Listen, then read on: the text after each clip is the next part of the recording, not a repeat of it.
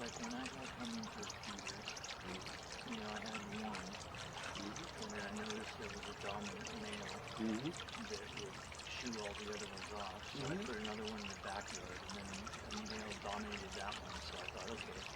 So I put up 5, thinking there's no way he can. But he would. He'd sit in the corner of the backyard. And so how is it that this isn't dominated by one male? How can you get a whole swarm of them? Okay. A lot of it has to do with the time of year. Uh, they're mating right now. And I've been doing this for a while. And one of the things they've learned is that you don't have to fight over food here.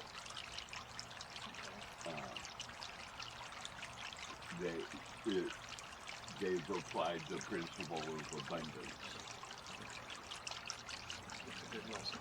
Yeah. Now, I did have to set up other territories, like those snake feeders hanging off by themselves. That's the Wild West.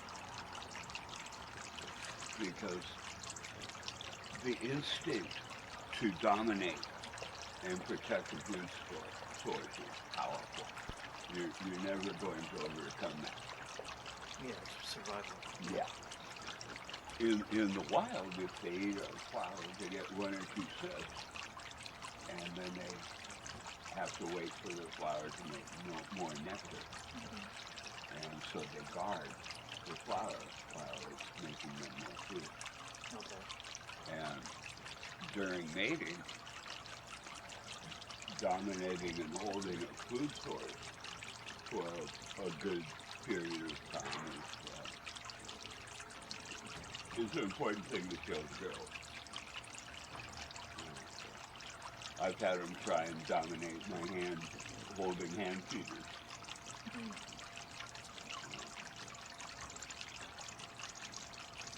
But that's the thing. I mean, these are wild creatures. They are not here to conform to what I want. Yeah. I cannot bend them to my will. If anything, it's the opposite.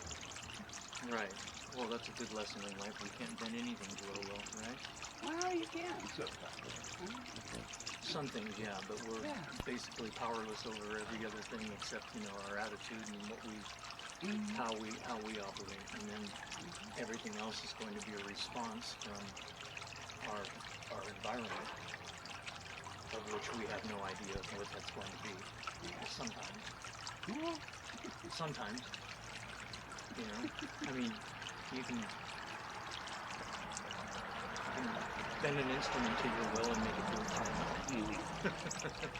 So there's one example of something you can, yeah. Well, the instrument bends up too. I mean, typically people play different music. Yeah, right. It does bend us, yeah, because it's vibration, and we're affected by vibration. I can't wait for it to get light so I can take photos of some of this.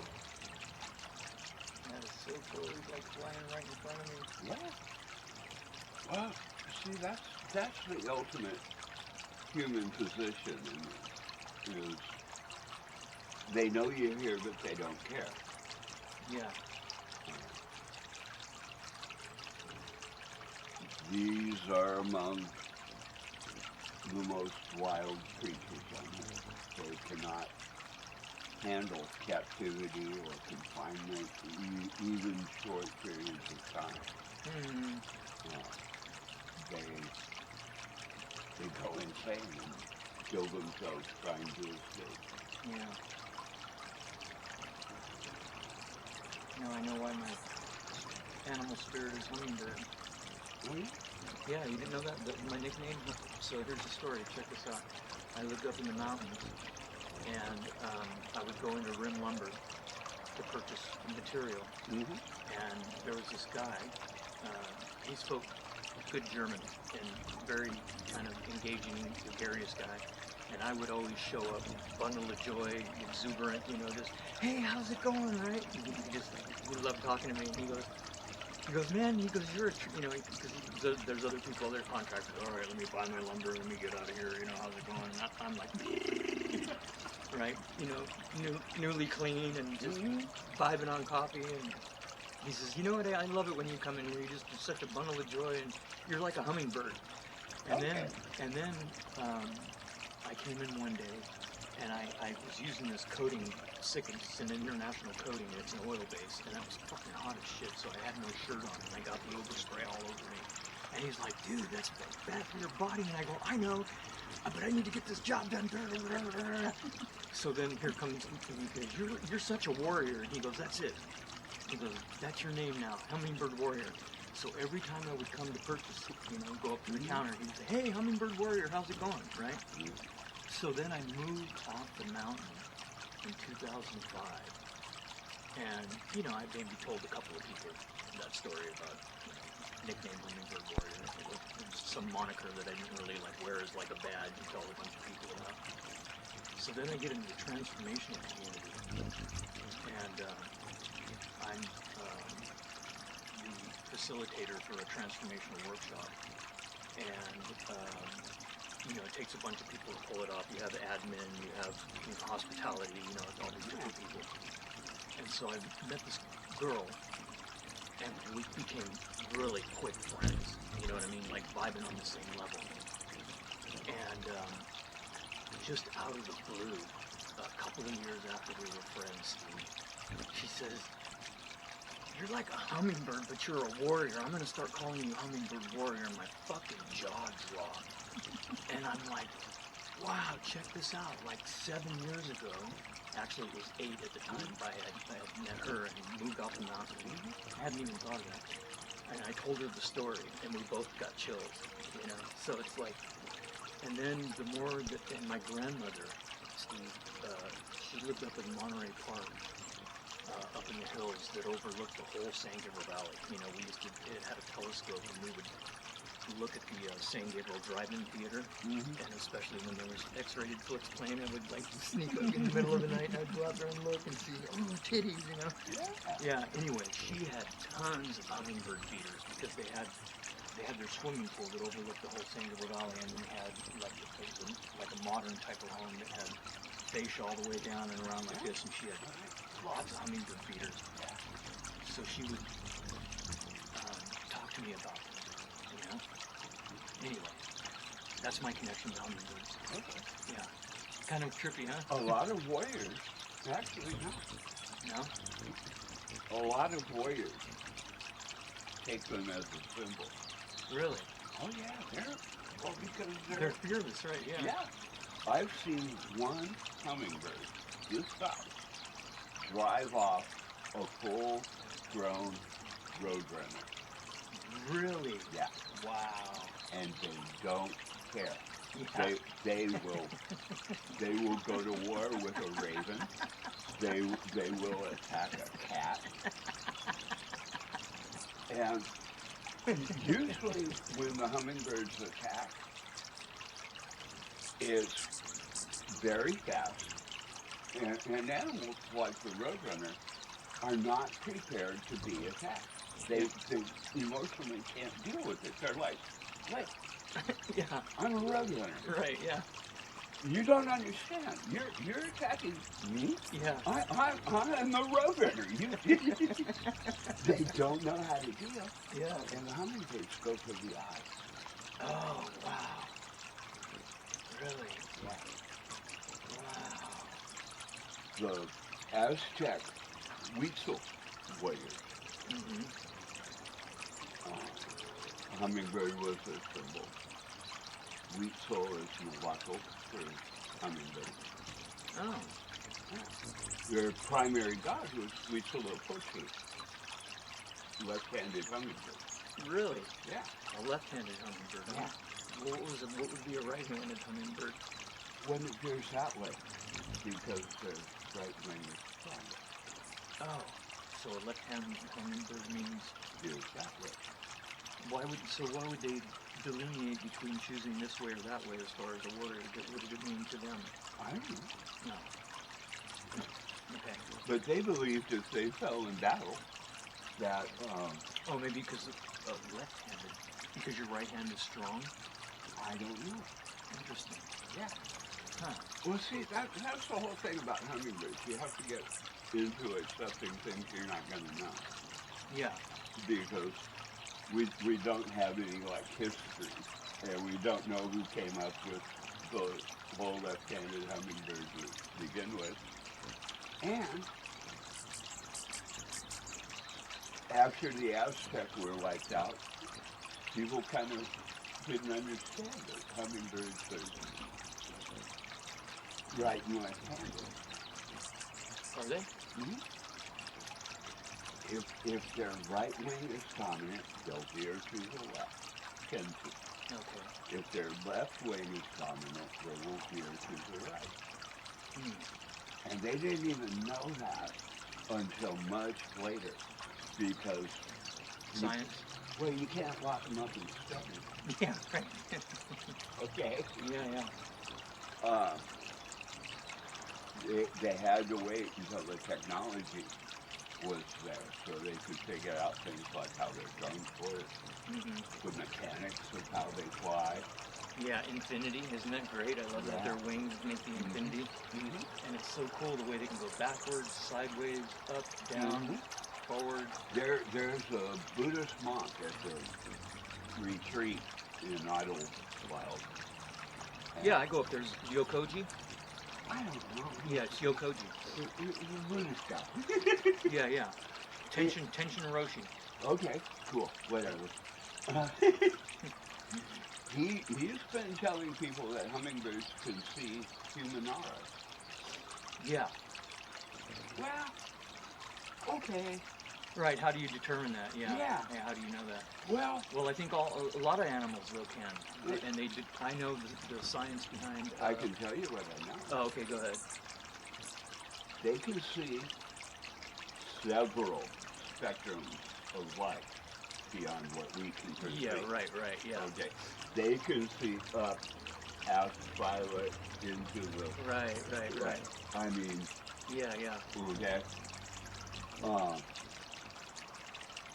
If human beings have auras, I have zero doubt hummingbirds can see them. Yeah. Okay? Yeah. That makes sense. Yeah. I mean, the lethal warriors of the Aztecs believed if they fell in battle. Wow. Sorry, don't mean to interrupt, but they have little things on the side of their, like feathers right here. So that's just some of them. Does that delineate anything between a male or a female? It's a species, huh? And male. Huh? And male. Both male and female have those No. feathers? Only male. Only the males. And how many species are here? 4. Okay, go ahead with what you were talking about. If they fell in battle, they believed that hummingbirds would carry their soul to the sun. And they would orbit the sun 5 times. And during that time, they would be transformed into a hummingbird and fly back to the people. Oh, wow. Now, you see, that's actually, you know, as mythology goes, that was actually kind of plausible. Yeah. They go into, at night, they go into what's called torpor. It's like a suspended animation thing. Like a dream state? Much lower heart rate, like almost like a hibernation. Gotcha. Except it's overnight. Gotcha, yeah.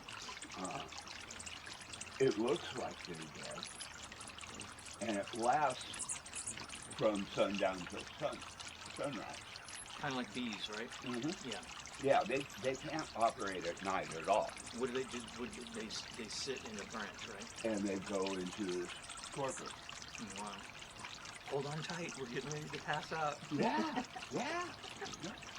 But see, that's that whole death and rebirth angle. Yeah. Because when they're in torpor, they won't hear you, they won't. It can take them 20 minutes to wake up from that. Yeah. So that's that whole death and rebirth cycle.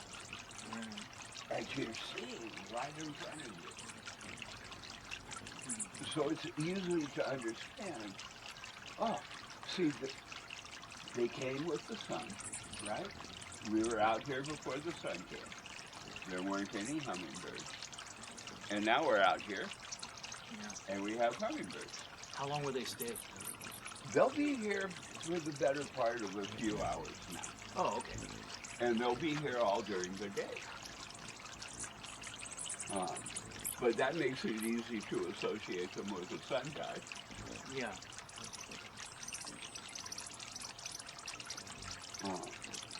And they're fearless, so warriors will take them. I mean, they're so fearless, they're not afraid of your big house. I love it. Yeah. Oh, that's cool. Look at the one who's over here in the bath. Yeah. Now that's a female. And you know that how? Because she doesn't have the feathers. Mm-hmm. So do all the males of the four species that are present have that feather on the side of their neck? Well, no. They have different. That's a costa. The black chins have like the dark face, but without the side darts. Okay. Um, So this one here in front of me with the side darts, it's green, that's a costa. and it's a male? Yeah. Okay.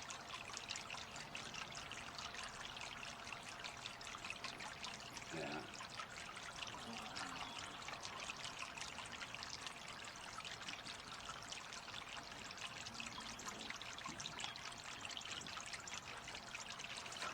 Hang on, I'm gonna go back to that.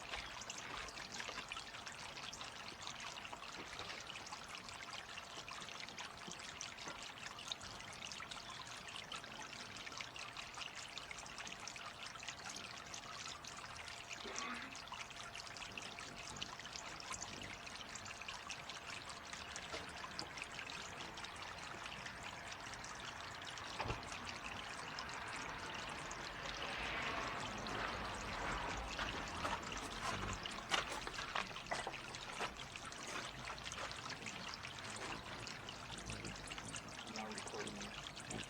You hold it like this. They won't be afraid of you grasping them. Okay. And just be still.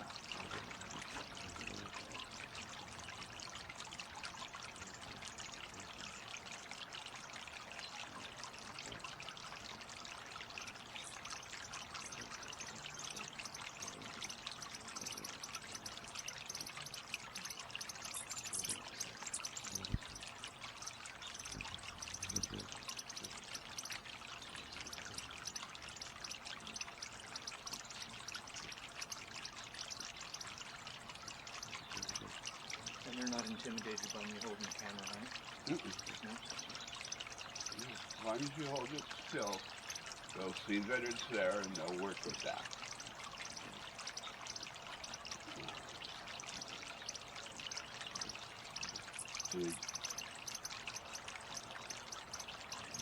The whole thing is to become part of the landscape. Right. Okay. Don't be thinking about what you want. Be thinking about what the hummingbird wants. Yeah. What the hummingbird wants is calm and quiet and still.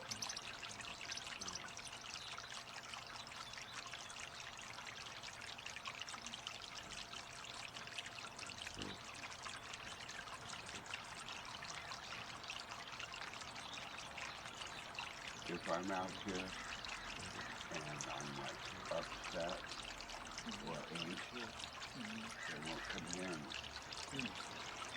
If I can hold a thought or something that's like bothering me or a challenge or something I'm working to accept, I'll come out here, physically put myself into a place where the hummingbirds aren't afraid of me, Yeah. and then I'll think about the things that are on my mind.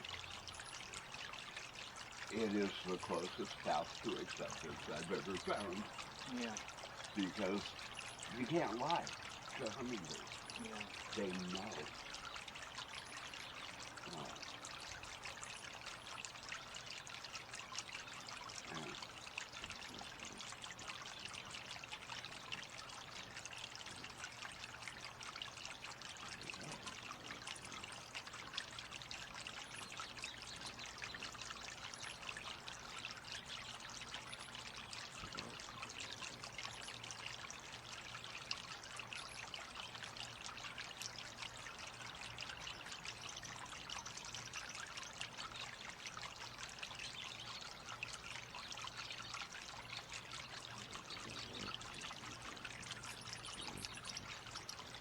and you can see how it kind of goes in waves and ripples.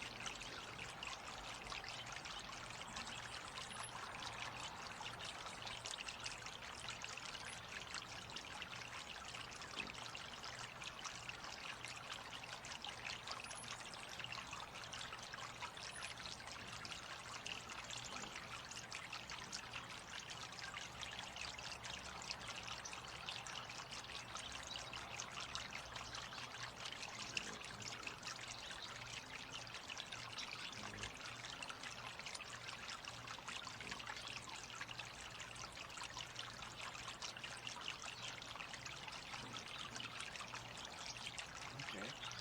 This one on my right, the female that's on top of the shepherd's hook now, is a broadtail. And when she flies, you can see that. There's also an Ammonite female here now.